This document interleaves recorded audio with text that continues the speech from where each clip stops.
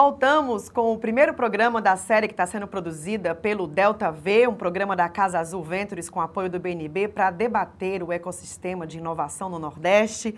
Conosco aqui está o Bruno Agrelio, vice-presidente de inovação da Invest Piauí, Geber Ramalho, conselheiro do Porto Digital e professor de informática da Universidade Federal de Pernambuco, e o Luiz Alberto Saboia, presidente da Fundação de Ciência, Tecnologia e Inovação de Fortaleza, o Citinova. Queria pedir para vocês explicarem um pouco como é a atuação das empresas que vocês representam aqui, né? No caso do Bruno, da Invest, do Geber, do Porto também, e o Luiz falar um pouco também da Citinova. Qual é o papel de vocês nesse ecossistema de inovação dos estados? Bruno? Pois não. Bom, aqui na Invest Piauí, o papel da empresa é uma empresa de economia mista, né? Do estado. E o papel dela é atrair investidores, então, e fomentar, né, o setor econômico do estado. Então, nesse tema de startup, por exemplo, a gente roda 3 programas aqui.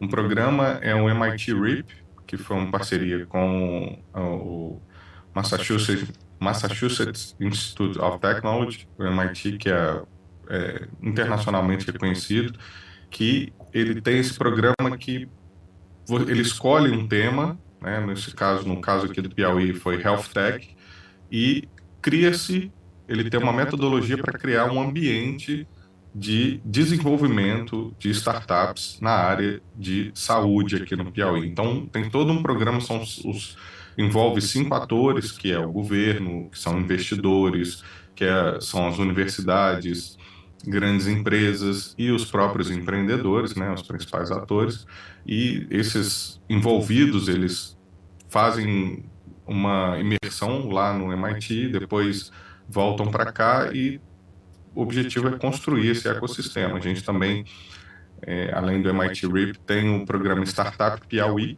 que aqui a Invest atua como uma aceleradora, né?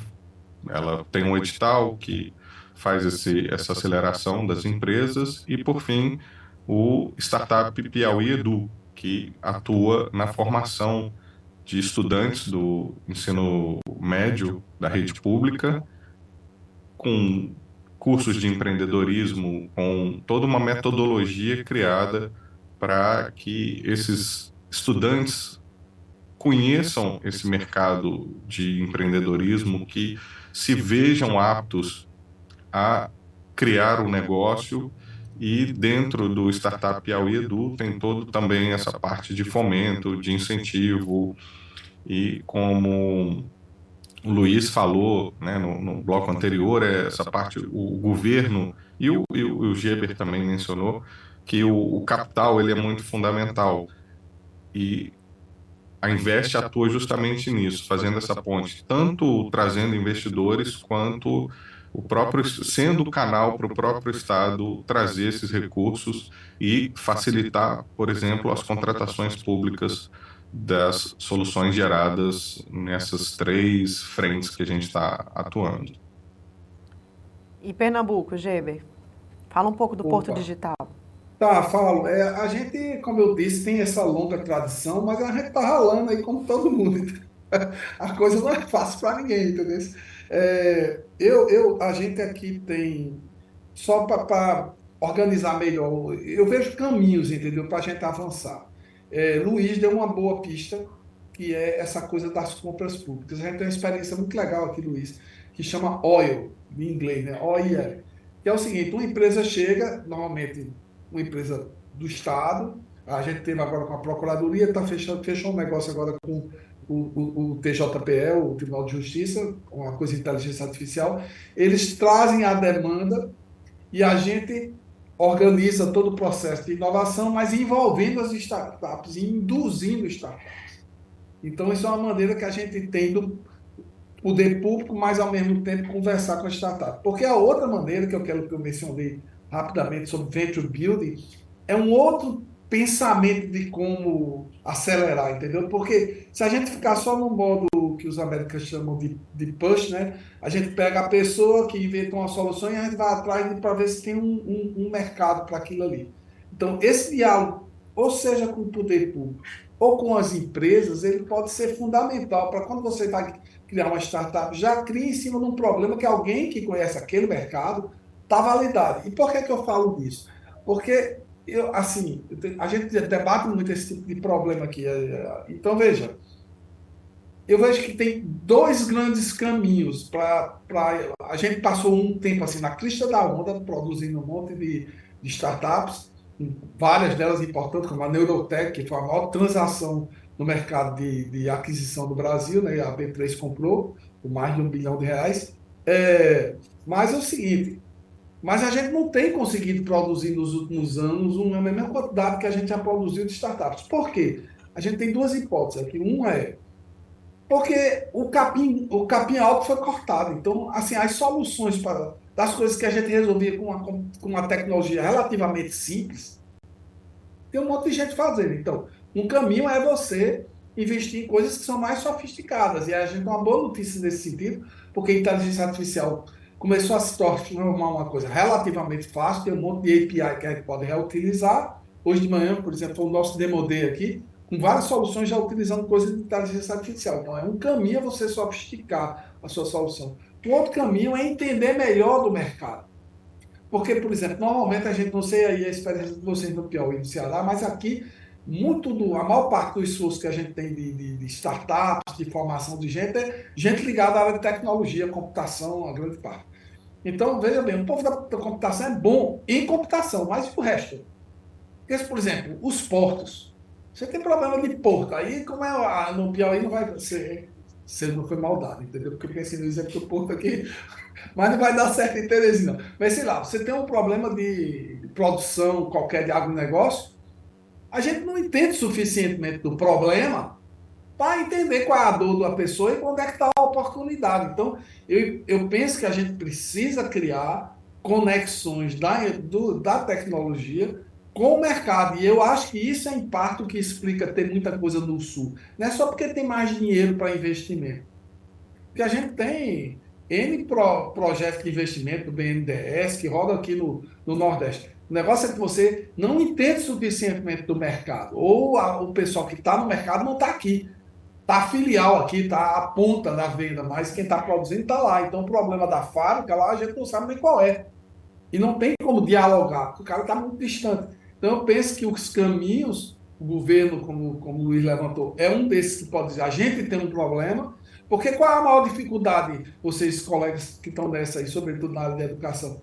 A maior dificuldade da inovação é encontrar uma boa oportunidade. Porque se ela encontrar, a solução ela vai vir, ela não pode ser a melhor no primeiro momento, mas depois ela vai evoluir e o negócio vai para lá. Se você tiver em cima de uma boa oportunidade, vai evoluir. Basta lembrar como era o Windows antes, né? Que era DOS, depois virou Windows, depois virou não sei o quê. Quer dizer, as soluções avançam. Se você está num mercado que faz sentido, as soluções avançam. Então, eu penso que a gente precisa avançar muito nessa direção.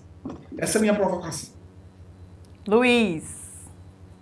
Pois é, assim, o papel da CIT-Nova, a Fundação de Ciência, Tecnologia e Inovação, eu costumo dizer que a gente deixou um pouquinho o C e o T da CIT-Nova e está mais focado no Inova da inovação agora. Mas o papel da CIT-Nova é tentar produzir, a partir do conhecimento da inovação, que vem do talento do setor privado, dos pesquisadores, dos estudantes acadêmicos, dos autodidatas, mas a partir dessa energia criativa, soluções para os problemas da cidade. Esse é o nosso papel, é buscar aproximar para o poder público, para a Prefeitura de Fortaleza especificamente, essas startups, por exemplo, as startups do Delta 5, quem sabe tem uma solução específica para um problema urbano. Eu acho que esse é o nosso grande papel. E a gente faz isso de várias formas. O prefeito Sarto criou o Laboratório de Inovação de Fortaleza, que é o LabFor.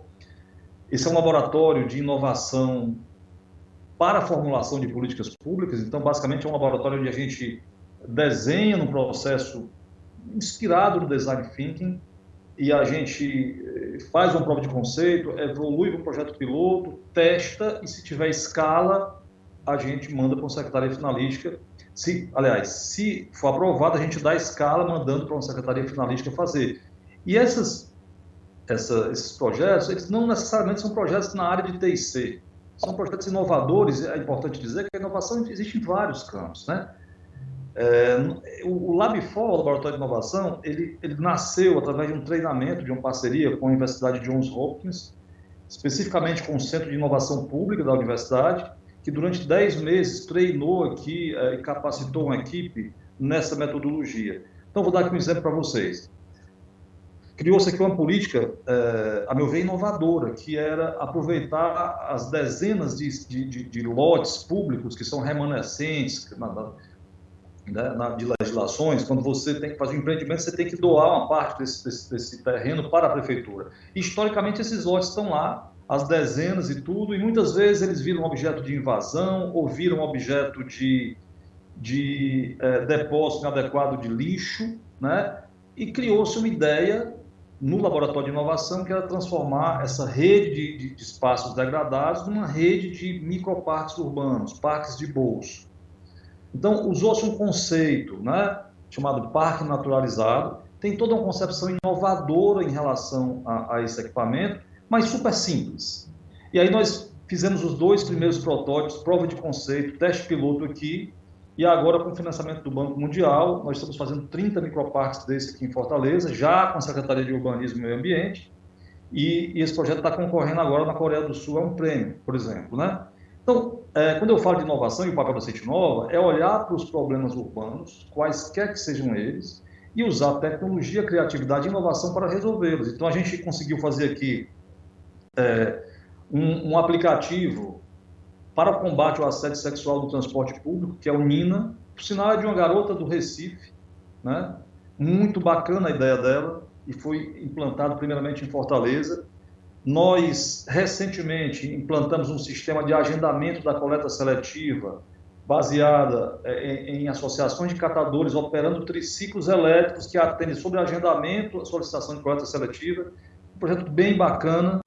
Ano passado a gente teve a oportunidade de estar em Barcelona, lá na Expo Smart Cities, apresentando esse projeto, e agora está entrando numa fase de escala com a Secretaria de Serviços Públicos.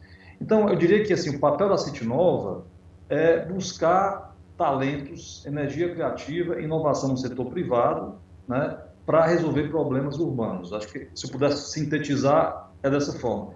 Aí tem vários instrumentos para isso, que eu não vou ter tempo de falar aqui. Mas, se me permitir, e eu posso comentar no próximo bloco, eu volto para a questão anterior para dizer que, dentro das coisas que nós precisamos para superar o desafio da inovação aqui, eu creio que o colega, o Geber, falou sobre isso, usar ferramentas de inteligência artificial para ontem isso, sabe? Eu acho que quem sair na frente nessa corrida vai ganhar competitividade. Então, assim, como é que a gente usa ferramentas de inteligência artificial, de IA generativa, usando APIs que estão disponíveis aí ou não, mas como é que a gente usa isso para alavancar as nossas empresas, desde as questões tecnológicas até as questões de negócio mesmo, né?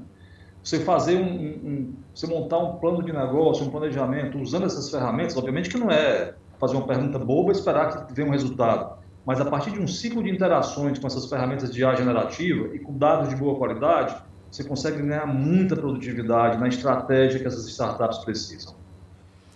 Obrigada, gente. Mais um intervalo. Daqui a pouco a gente volta para aprofundar melhor o tema, que já tem aqui muitas questões para a gente observar. Daqui a pouquinho.